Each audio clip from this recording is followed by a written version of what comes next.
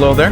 This is Caleb Jones, and this is the Alpha Male 2.0 podcast, freedom-focused lifestyle design for men. And one of the things that has happened lately, and it's one of the things I was expecting to happen, but it's happening sooner than I thought it would happen with this coronavirus crisis and this economy and the mismanagement of most of the Western governments handling this crisis and all that fun stuff, is more and more men now are saying to me, hey, I wasn't really thinking about moving out of my country, but since seeing what's happened with this coronavirus and since seeing my government fuck all this up, I'm actually giving a lot more thought to this now.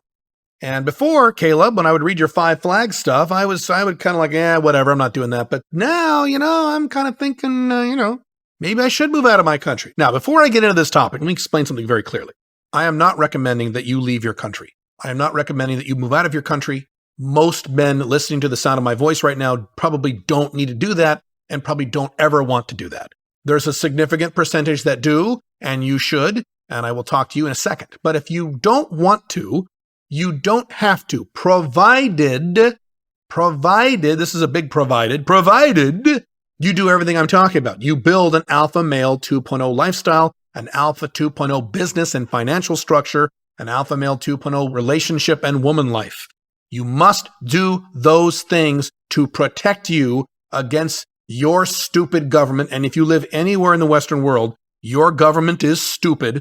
I don't care if you live in Canada, Europe, Eastern Europe, United States, Australia, New Zealand. Your fucking government is stupid. It is incompetent. It's becoming more authoritarian. It's also collapsing. And so you need to have those structures in place.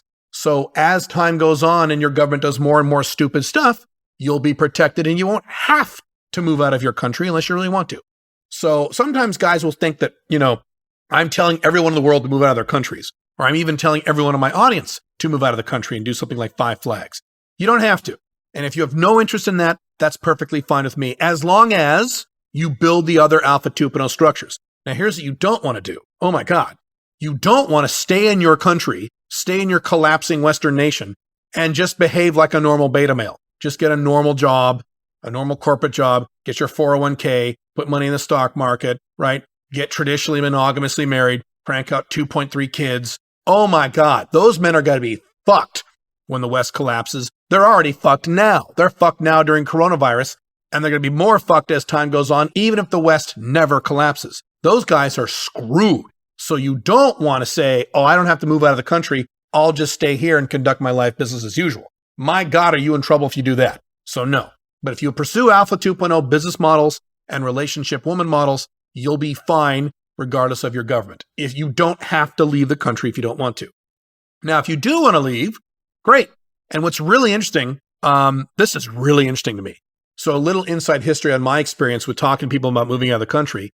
I decided to leave the United States a long, long time ago, somewhere around 2002, 2003, somewhere in there, when I was married the first time. I went to my wife at the time and said, you know what, I think we need to move out of the country in a few years once the kids grow up, because I don't think America is going to be a very nice place to be in 30, 40, 50 years. And so that's when I first started thinking about it, started this process in earnest about 8 years ago. This year is my last year in the United States as a full-time United States resident. As of January 1st, 2021, I will spend most of the year outside the United States, only spending about 3 months within the United States. But this is something I've been working on for a long time. And what's really interesting, and I may have mentioned this before, but I don't think so. Historically, when I would talk to people, friends I know, acquaintances I know, people I work with, clients, people in companies I work with as a consultant, people on the internet, and just random people, and we were talking about what things we were going to do in the future, and I would mention that I was going to move out of the country in a few years, they would be surprised, and they give me this kind of weird look like, what? You're gonna move out of the United States? Really? Oh. And the reaction was like, well, why would you ever want to do that? What a crazy thing to do. What an extreme thing to do. Wow, that's really interesting and very different and kind of weird. That was the reaction I got for many years until 2016. In 2016, people stopped giving me that reaction. What happened in the United States in 2016? The Donald Trump, Hillary Clinton presidential election. And what is very interesting to me is that election finally woke up a lot of normal, everyday, traditional, societally brainwashed people that America was on the wrong path and maybe there was nothing they could do about it, nothing they could do to fix it. So starting in 2016, when I would mention, yeah, I'm moving out of the country in a few years. The reaction instead was, what? Why are you doing that? Really? The reaction instead was, really? Where are you going? Really? When you leaving? Really? How are you doing that?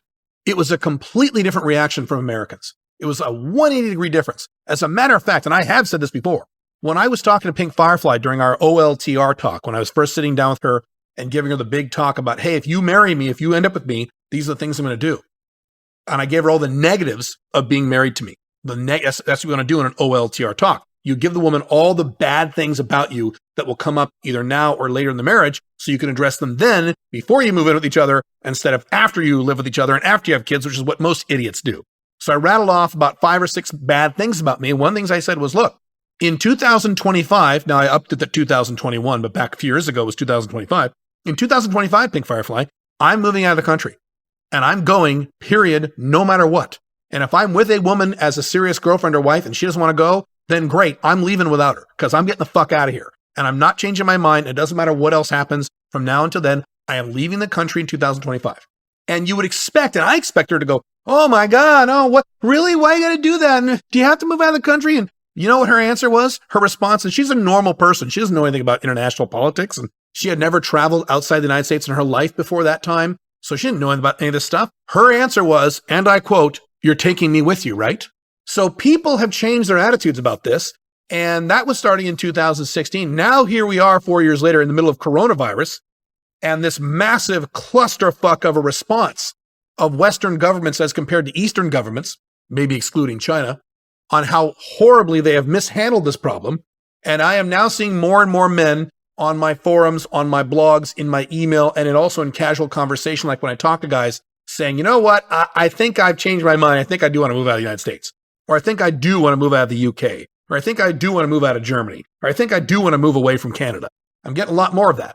So I could now do an entire thing on 5 flags. I won't do that because you can read all about that at the Caleb Jones blog. I would recommend to you to get started, if this is a topic of interest for you, is to Google Caleb Jones blog overview of how 5 flags works. And you can read that article. 5 flags is a reasonably complicated system where you spread out your business, your finances, your income, your citizenships, and your residencies across 3, 4, 5 plus countries. And in doing that, you jack up your freedom into sky high levels and you jack your legal taxes down to teeny tiny microscopic levels. It's really great. It's Alpha Male 2.0 on steroids. I'm not going to describe it all here. It's a little complicated. It doesn't apply to all people, but at least that'll give you a good primer on where to get started. You might not need to do or want to do 5 flags like I'm doing. Instead, you might just want to just move out of your country. And that's fine too. So let's talk about where you might want to go if you want to move out of your own country and how you would live there. And this is a very big topic, so I'm just scratching the surface on this podcast. Again, go to Caleb Jones blog if you want more details on this. If you want a lot more information on this, a lot more specific information, you can join the SMIC program at joinsmic.com. But first, you have to make the decision on where to go. And in order to know where to go, you need to travel a little bit. So maybe you haven't really traveled before, and that's fine. And maybe you've traveled internationally a bit, and you have a pretty good idea of where you want to be.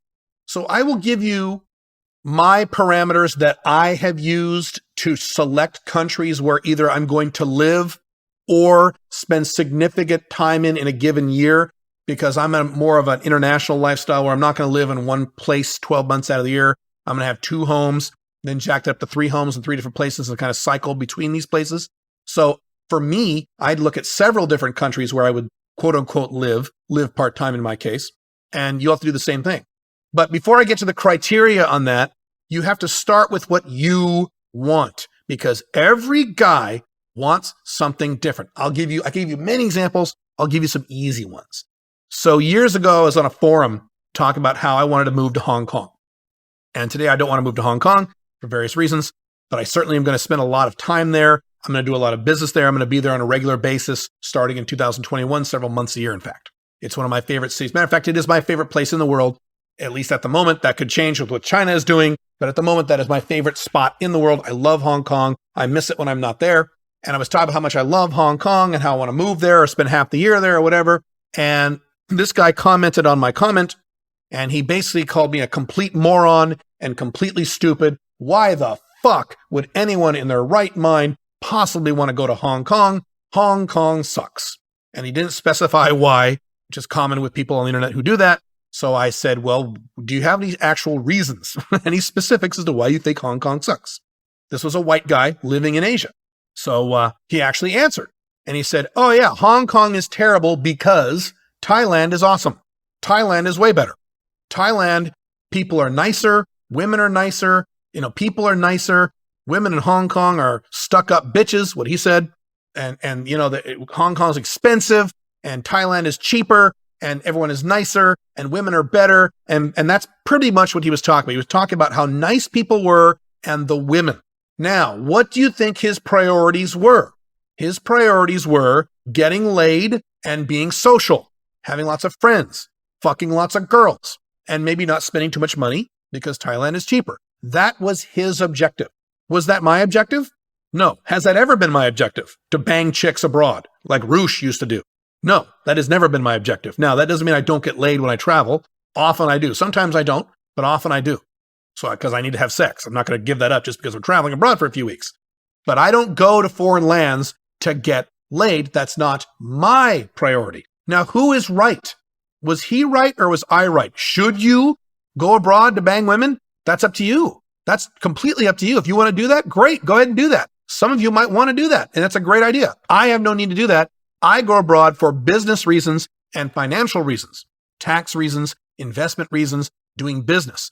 And for me, that doesn't mean Thailand necessarily. That means Hong Kong, at least in my world based on what I want to do. Now, Thailand is a growth country, unlike Hong Kong, but it's not nearly as good of a growth country as the surrounding countries like Cambodia and things like that. I've talked about that in the Caleb Jones blog as well. But if my priority is doing business and having an exciting business financial life, I'm going to pick Hong Kong over Thailand, especially if I don't really give a shit about getting laid, and I don't. I am not a young pickup artist. I don't need to bang 50 women whenever I travel abroad.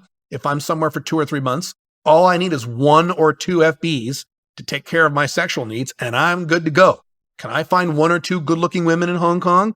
Yes, I think so. There's 7 million people there. I think I'm good to go. Matter of fact, there are a lot more white women, white, blonde, sexy women in Hong Kong than there are in fucking Thailand. So again, it wouldn't make any sense for me to make Thailand one of my flags, one of my bases, right? Now, it would make perfect sense for him to do that. He probably would be miserable living in Hong Kong, just like I would be miserable, at least bored, living in Thailand. So you've got to go back to what you want, not what other people on the internet advertise or say they want. A lot of guys hear a lot about going to Chiang Mai, Thailand, or going to Medellin, Colombia, because it's so cheap and the women are so hot, right? Now, if your objective is to live somewhere very inexpensively, which is a great objective to have, and to have sex, lots of hot girls more easily than you could in the Western world, which is a perfectly fine objective to have, then great. You would go to Medellin and you'd go to Chiang Mai.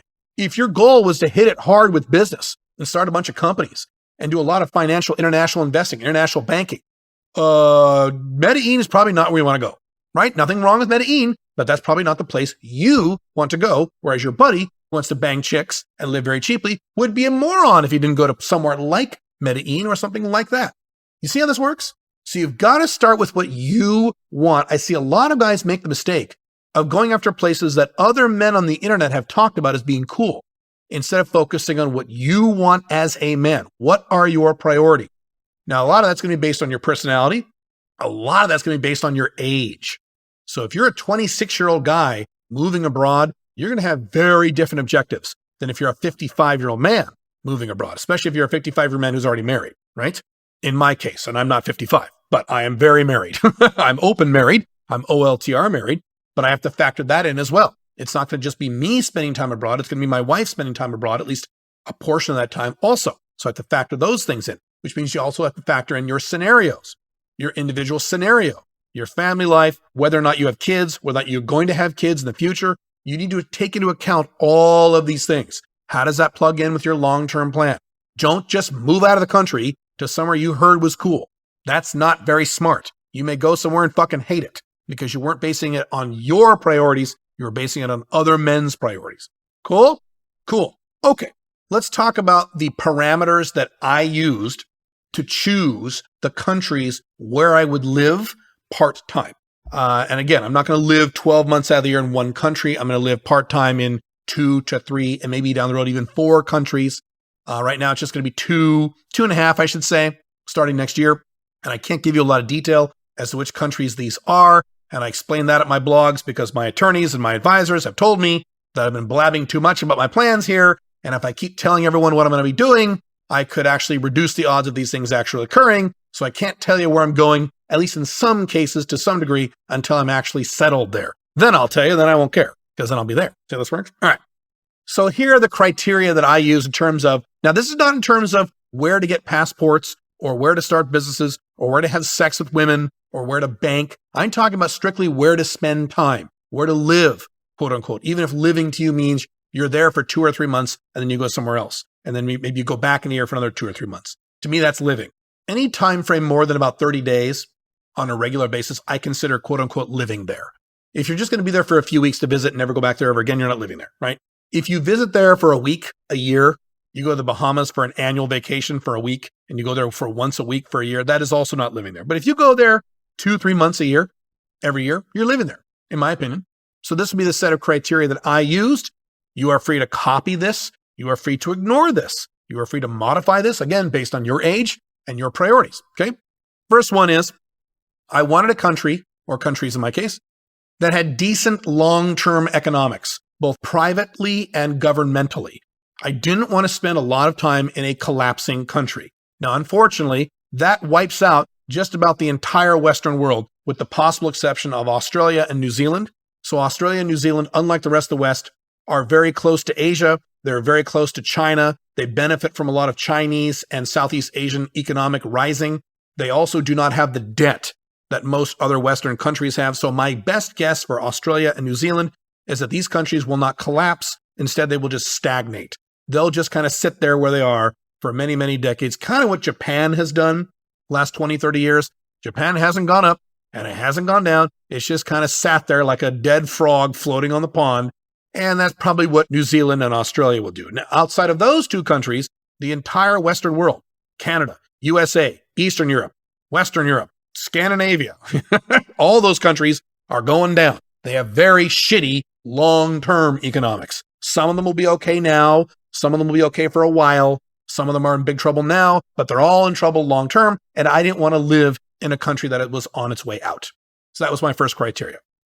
Second criteria is low odds of war with other neighboring countries and low odds of civil unrest in those countries. There are some countries that are in interesting spots in the world that often go to war, that are often attacked, that often as in historically have problems. There are other countries where people have very high trigger emotional personalities. Brazil, for example, Argentina, for example, and there's a lot of civil unrest occasionally. There's a lot of infighting, that kind of stuff. I didn't want to be in a country where I knew that was a distinct possibility because of either the geographic location of that country or the emotional temperament of people in that country. The next one was low or zero terrorism. And I could do an entire podcast on this if I wanted to get really political, and I don't. But the example I have given is if you look at how terrified the United States is regarding terrorism, how terrified Western Europe is regarding terrorism, do you see any terrorists trying to blow people up in Hong Kong? Do you see terrorists trying to blow people up in Switzerland? In other words, do you see terrorists go after people in countries who mind their own fucking business and don't go around the world poking people in the eye like the United States tends to do, like a lot of countries in Western Europe tend to do? No, they don't. So there's plenty of countries in the world who mind their own goddamn business, who don't really have a terrorism problem at all because they don't instigate and they don't piss off other countries or other terrorists. So I wanted to live in countries that were very safe and very neutral and stayed out of these bullshit conflicts that most of the world likes to embroil themselves in. Number 4, the fourth criteria is I didn't want this country to be too reliant on any other countries with the above set of problems. Now, the perfect example of that would be Canada. And people say to me, well, why do you think Canada is going to collapse? Canada has pretty good banks. Why do you think Canada is going to collapse? Well, you're right. Canada, in terms of the Western world, which is a pretty low bar, has pretty solid banks as compared to other countries in the Western world. The problem is, if America collapses tomorrow morning, what's going to happen to Canada? Canada's fucked. So Canada relies too much on the United States, and you would be surprised if it didn't. It's a regional partner. They share a big, giant border. Of course, it's going to be dependent on that. But if the United States goes tits up, and it will in our lifetimes, Canada's going to be in very, very big trouble, whether or not Canada is well run or not. By the way, Canada is not well run. Canada is further left-wing culturally than most parts of the USA, and that's saying something. There's lots of insane left-wing shit going on in Canada that will increase the speed to their collapse, just like with the United States. Not as bad as the United States, not nearly as bad as Europe, but it will happen. So I wanted to make sure that any place I lived was not reliant upon any major countries that had shitty long-term economics, high odds of going to war, terrorism, and so on. The last criteria I used was this country, or countries in my case, needed to have a climate that I could tolerate. That's a tough one. And it's a really tough one because there are lots of countries I really, really love. And I would love to spend 6 months a year there or more, but their climates are just not something that I can handle. The top of the list in that would be Singapore. I think Singapore is great. Not everything about Singapore I like. There are some aspects about Singapore I don't like, but the things I love about Singapore far outweigh the things I don't like about Singapore. I would very happily live in Singapore. Matter of fact, I would even, under certain conditions, I would even make that my primary home in Singapore. I don't do that. You know why? You know it's coming. I've written about this before if you've read my blogs for a long time. Their climate is so terrible, I want to kill myself. So when I go to Singapore, it is not only hot, it is hot and extraordinarily humid, both at the same time, to the point when you're walking around downtown Singapore, even if you're not dressed in a suit, you're just dressed in a normal shirt, right? Every 10 to 15 minutes, unless you were born there and you're born in some horrible high humid area and you're used to it your whole life, unless you're in that category, if you're just a normal white boy like me from the Pacific Northwest, every 20 minutes or so, you are sweating so bad and you are so hot and miserable, you have to duck into a building and just sit there and cool off in the air conditioning for about 10 minutes and then go back out and continue your walk. It is so horrible there. And it's like that year round. All year it's like that. It's right on the equator and it's in a very humid part of the world. I've been there several times. I love it. But I'm like, at one point I was planning on maybe putting my first or second flag there and I had to cross that off my list because there's just no way I could handle that climate. I just couldn't fucking do it. I think Alaska is beautiful. I love Alaska. But do I want to dick around with, 3 feet of snow for 6 months in a row No, I don't. As much as I love Alaska, I've had family in Alaska. Alaska is one of the most beautiful places in the world. I just can't put up with that bullshit, that climate. Now, you could argue that I could be in Alaska a few months out of the year. Certainly I could do that. You bet. Matter of fact, I'm going to do that with Arizona, specifically Scottsdale, Arizona, where I'm going to be there during the non-summer months where it's really beautiful down there. So I have that freedom. But the point is that climate is a factor. Now, to be clear on this criteria, I say a climate I can tolerate, not a climate I love. I don't have to love the climate. So I am totally in love with Paraguay. I think Paraguay is so great. That's going to be one of my flags. I love Paraguay to death. They have some weird climate down there that I don't like, but I can handle it. It's not a big deal. There are places like Dubai that are very hot, but they're not humid. It's a very dry heat. So I don't mind Dubai's climate at all. I don't mind it. I can handle it. It's fine. It's not the heat. It's the heat plus humidity. So all those aspects together, and it's a tough one because you'll find this out. And if you travel a lot internationally, you're probably already aware of this. You'll find places in the world that you just absolutely love, but the climate is so horrible, you just can't do it. So those are my 5 criteria. Feel free to copy those and integrate those into your plan in terms of looking for a new place to live if you want to move out of the country. If you do want to move out of the country, I think that is a noble goal. I agree with that 100%, especially if you live in the Western world, but I will reiterate, you don't have to, as long as you build your Alpha 2.0 business structures, financial structures, and women's structures. I hope this has helped. I will talk to you very soon. Have a good one. Bye.